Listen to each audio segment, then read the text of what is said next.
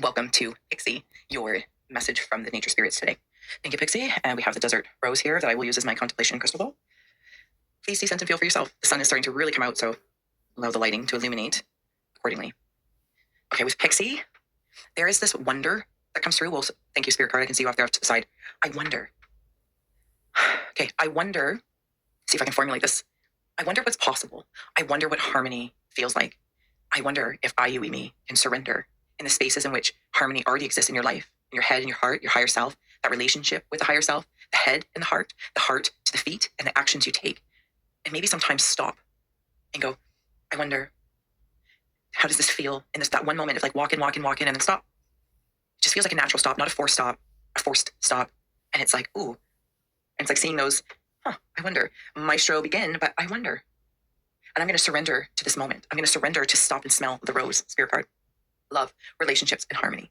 Stop and smell the roses. Stop and at the bakery part of the grocery store, picking up the bag of marshmallows for a campfire, but smelling them first.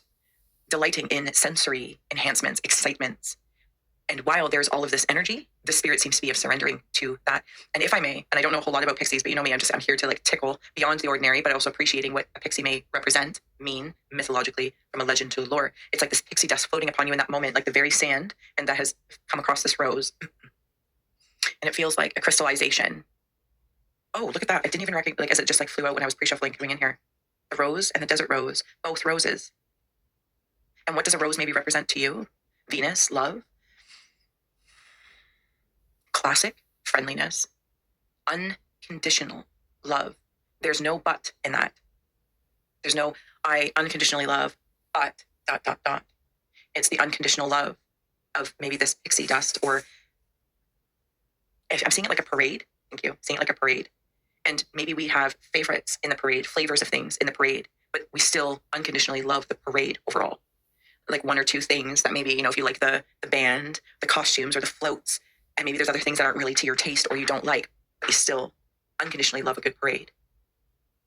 And it's like surrendering those things that maybe we don't like under the umbrella of unconditional love. It doesn't create a but. It's okay to have those things in our lives, whatever this may be, and however this message is coming through, to fall under like or dislike. It doesn't take away or add a but to the unconditional love. There's also, and this rose keeps standing out, it's obviously very clearly here, that if there is a love that was taken away, that has passed, a love for even maybe something you did a long time ago or at a different stage in your life, it's like I lost the love for life, or I lost that version of myself that just felt free to explore. And I feel like in this moment, it's like moving from the desert rose to a blooming rose in a garden. And something returns to remember, but I must surrender to remember. It will not come in a forceness to be just because I want or need. Does that make sense? Ooh.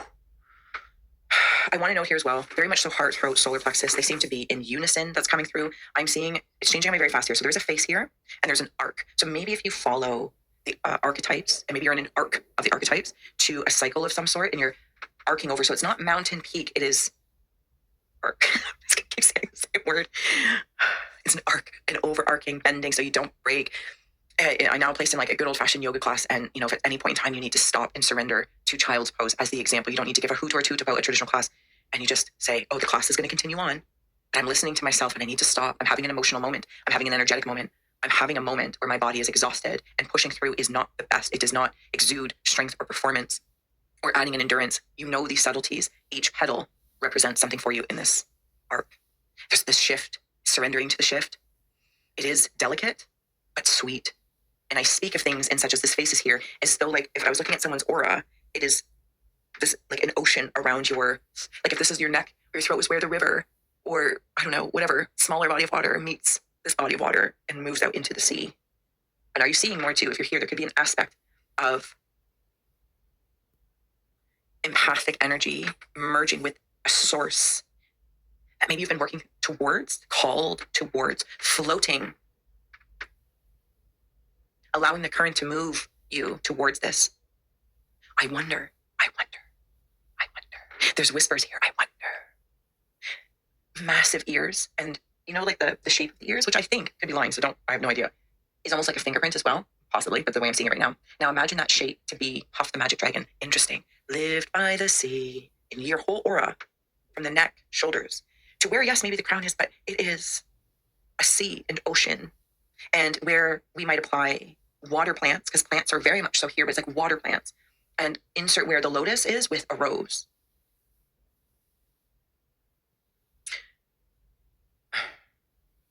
So the shape is of Puff the Magic Dragon, listening. There's also like a mantid like alien in here.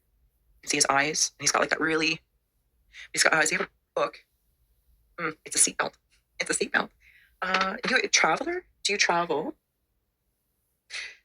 So I'm being brought in with the desert rose, the golden sands that once were the beneath or the beaches of the seas and the oceans, and you can still connect to the water through that in a different state. You might also be stepping out a little bit. I'm seeing honey, like a honey bear, like Winnie the Pooh. Thank you, a honey bear. Oh my goodness. Ears all together. You also might be hearing what I closely am referring to because I'm back in that mantid. And now that mantid, I'm seeing this version here. It looks like an old Amelia Earnhardt. Is she a pilot?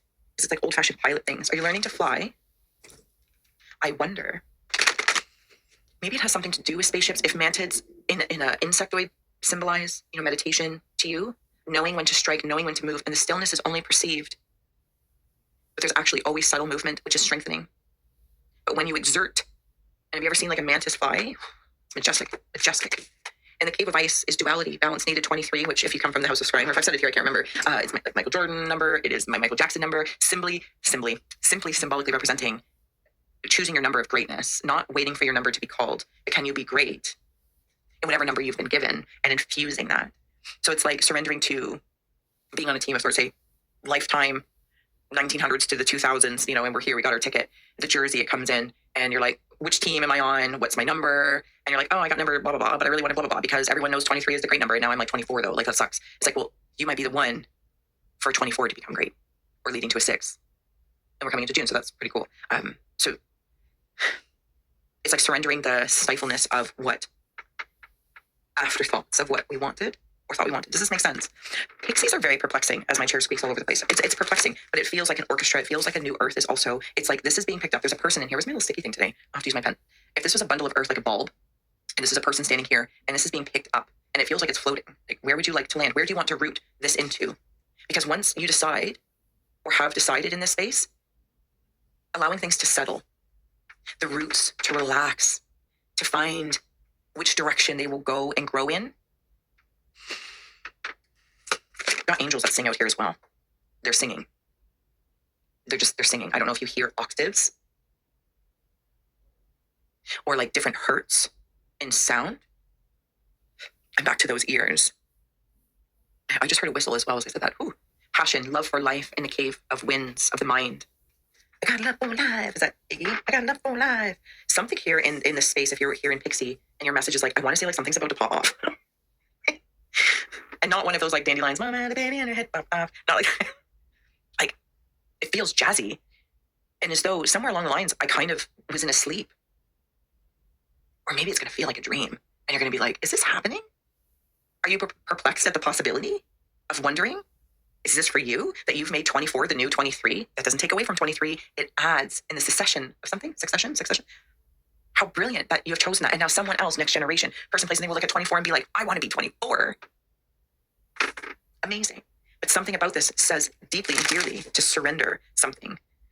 Mother Earth, grounding and support is on the bottom. Look at that geometry here in like the yellow and the yellow. Wheat fields. Okay. The whistles you listen to, maybe also hear whistles, but again, there's something about sound, the alarm sound, the whistle. I feel like you listen to spirit uberly well.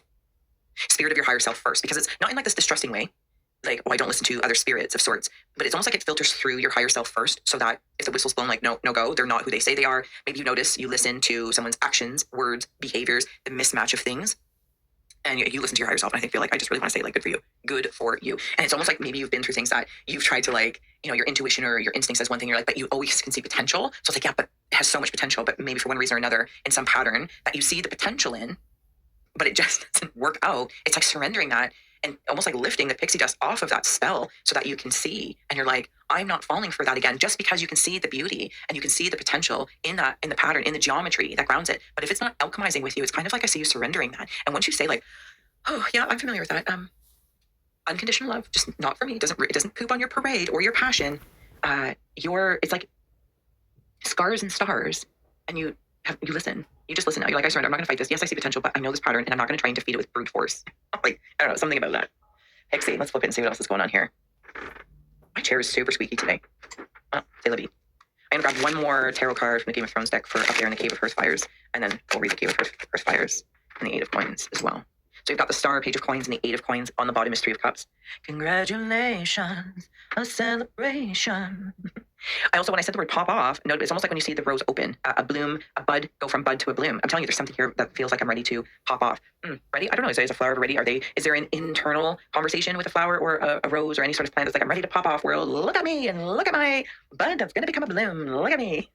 Maybe they have their own internal process. Or maybe they trust and they surrender to the unfolding and to the photosynthesizing. Lots of plant and water life here. And I love this. It feels coalescence and it feels like passion for life and love. It feels harmonious. And if something is a hurt, things that you've gone through, of course, but you're able to have them bloom into a bleeding heart flower. And that represents what was that scar to a star. Do you see what I'm saying? It's like having different plants and flowers in pots or on the windowsill or acres of English gardens. And regardless of the size and scope, it is the essence that is very clearly the most important thing here.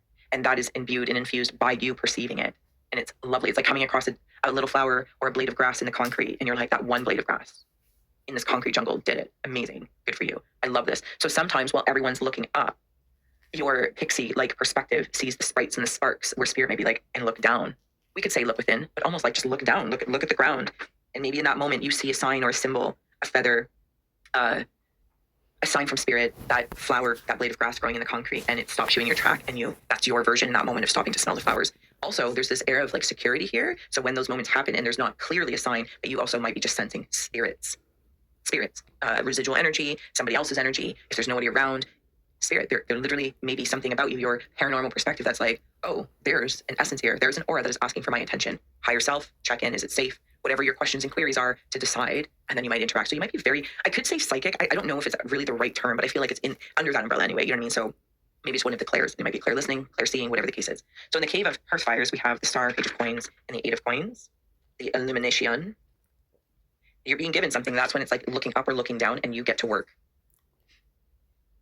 Interesting how I'm seeing this is, or how I'm going to say it first is, you asked for a sign. So look for the sign. Like, not making it up, you'll see the sign. Like, I saw the sign. There's one sun here in the coin or your pentacles, and you're making one turn into many. How this pop off? Maybe it's your money popping off. Maybe it's whatever else that pentacle earthly might relate to you. Maybe it's different powers, like just power play, the power of the bud turning into a bloom. And some things are perennial, some things are annuals, some things are better in pots, some things are better in the ground. These are all the things that just kind of like when part of your garden pops off and you're like, yeah, it's exciting. And I feel like there's just a lot of appreciation for that moment.